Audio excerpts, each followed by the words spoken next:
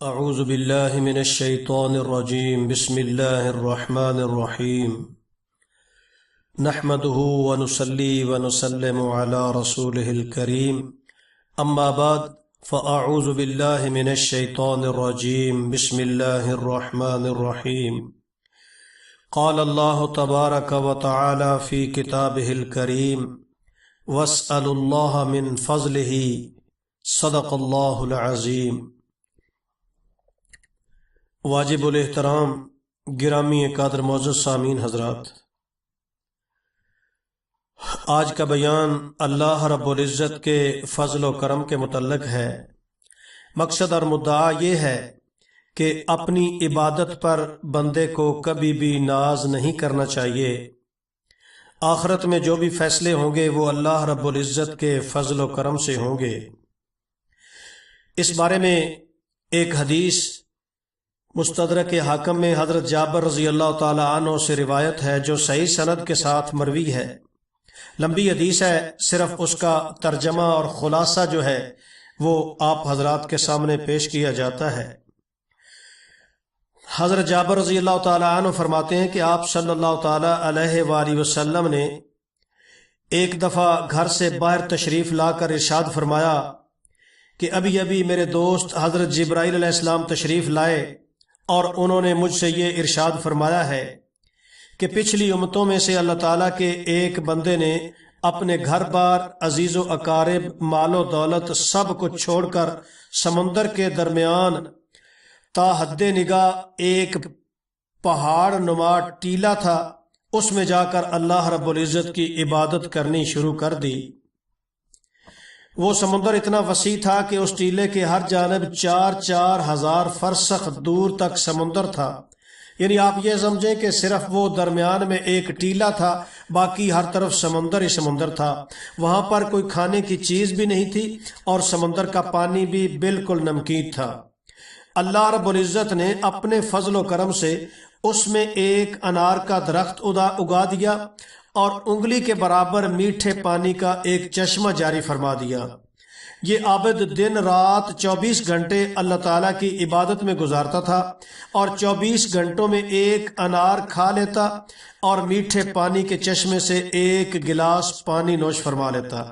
اسی حالت میں 500 سال اس نے اللہ رب العزت کی عبادت کی۔ 500 سال کے بعد جب اس عابد کی موت کا وقت قریب آیا تو اس نے اللہ رب العزت سے یہ دعا مانگی کہ یا اللہ، سجدے کی حالت میں میری روح پرواز کر جائے اور میری ناش مٹی وغیرہ پر ہر چیز پر حرام کر دی جائے اور قیامت تک سجدے کی حالت میں صحیح سالم رہوں۔ تو اللہ رب العزت نے اس کی دعا کو قبول فرمایا اور سجدے کی حالت میں اس کی موت واقع ہوئی، اور اللہ تعالیٰ نے وہاں ایسا انتظام رکھا ہے کہ قیامت تک وہاں کسی انسان کی رسائی نہیں ہو سکتی۔ قیامت کے دن عابد کو اللہ رب العزت کے دربار میں حاضر کیا جائے گا تو اللہ رب العزت فرشتوں سے ارشاد فرمائیں گے کہ میرے اس بندے کو میرے فضل و کرم سے جنت میں داخل کر دو۔ تو وہ عابد کہے گا کہ اے میرے پروردگار، بلکہ مجھے میرے نیک عمل کے بدلے میں جنت میں داخل فرما دیجئے، کیونکہ میں نے 500 سال تک ایسی عبادت کی ہے جس میں کسی قسم کی ریاکاری کا شائبہ تک بھی نہیں۔ تو اللہ رب العزت پھر ارشاد فرمائیں گے کہ میری رحمت سے اور میرے فضل و کرم سے اسے جنت میں داخل کر دو۔ تو یہ بندہ کہے گا کہ میرے عمل کے بدلے میں داخل کیجئے، تو اللہ رب العزت اس بات پر ارشاد فرمائے گا کہ اس کے عمل اور میری دی ہوئی نعمتوں کا موازنہ کرو۔ تو موازنہ کر کے دیکھا جائے گا تو اللہ تعالیٰ نے جو اس کو بینائی عطا فرمائی ہے، صرف بینائی کی نعمت اس کی 500 سالہ عبادت کا احاطہ کر لے گی۔ اس کے بعد پورے جسم میں ناک کی نعمت، کان کی نعمت، زبان کی نعمت، ہاتھوں کی نعمت، ہر طرف نعمتیں ہی نعمتیں، پیر، دل و دماغ، سب نعمتیں، ان سب کا بدلہ باقی رہ جائے گا۔ پھر ان کے علاوہ جو 500 سال تک اللہ تعالیٰ نے میٹھا پانی پلایا اور انار کا پھل کھلایا اور ان تمام کا بدلہ باقی رہ جائے گا تو اللہ رب العزت ارشاد فرمائیں گے کہ اس کی 500 سال کی عبادت تو صرف ایک نعمت کے بدلے میں ختم ہو گئی، ہماری باقی نعمتوں کا بدل کہاں ہے، لہٰذا اس کو جہنم میں داخل کر دو۔ اللہ اکبر اللہ اکبر۔ یہ ایسا فیصلہ ہوگا۔ ایک حدیث میں حضور صلی اللہ تعالیٰ علیہ وسلم نے ارشاد فرمایا ہے کہ قیامت کے دن ہر انسان کے 3 دفتر ہوں گے، ایک نیکیوں کا، ایک گناہوں کا، اور ایک اللہ رب العزت کی نعمتوں کا۔ پھر وہاں انسان پتہ چلے گا انسان کو کہ میں نے اللہ رب العزت کی کتنی نعمتیں جو ہیں ان کو استعمال کیا ہے۔ جیسے قرآن مقدس نے ارشاد فرمایا کہ وَإِن تَعُدُّوا نِعْمَةَ اللَّهِ لَا تُحْصُوهَا، اگر تم اللہ رب العزت کی دی ہوئی نعمتوں کو شمار کرنا چاہو تو ان کو شمار نہیں کر سکتے، اتنی نعمتیں ہیں۔ تو قیامت کے دن فرمایا کہ ثُمَّ لَتُسْأَلُنَّ يَوْمَئِذٍ عَنِ النَّعِيمِ، پھر اس دن تم سے نعمتوں کے متعلق سوال ہوگا۔ فَبِأَيِّ آلَاءِ رَبِّكُمَا تُكَذِّبَانِ، اپنے رب کی کون کون سی نعمتوں کو جھٹلاؤ گے؟ تو اللہ رب العزت نے جب انسان پر اتنی نعمتیں کی ہیں تو اسے اپنی عبادت پر کسی قسم کا گھمنڈ یا غرور یا ناز بالکل قطعاً نہیں کرنا چاہیے۔ اور پھر انار تو ایسی چیز ہے کہ جس کے بارے میں حضور صلی اللہ تعالیٰ علیہ وسلم نے ارشاد فرمایا کہ دنیا کے ہر انار کے اندر اللہ رب العزت نے جنت کے انار کا ایک نہ ایک دانہ ضرور رکھا ہوتا ہے۔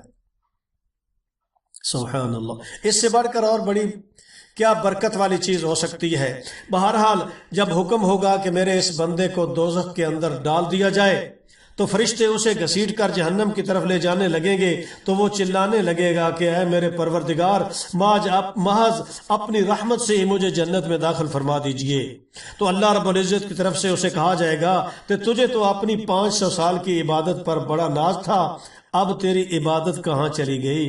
اور خطرناک سمندر کے بیچ میں نے تجھے انار کے پھل کھلائے، 500 سال تک مسلسل میٹھا پانی پلایا، میری ان نعمتوں کے بدلے میں کیا لائے ہو؟ تو وہ کہے گا کہ اے میرے پروردگار، مجھے جنت میں اپنی رحمت سے ہی داخل فرما دیجئے، اس لیے کہ تیری رحمت کے بغیر کچھ نہیں ہو سکتا۔ بعض روایات میں ایسے آتا ہے کہ ارشاد ہوگا اللہ رب العزت کا کہ اسے پیاس لگائی جائے، اسے پیاس کی شدت اتنی ہوگی کہ اس کے سامنے ایک گھونٹ میٹھے پانی کا صرف ہوگا۔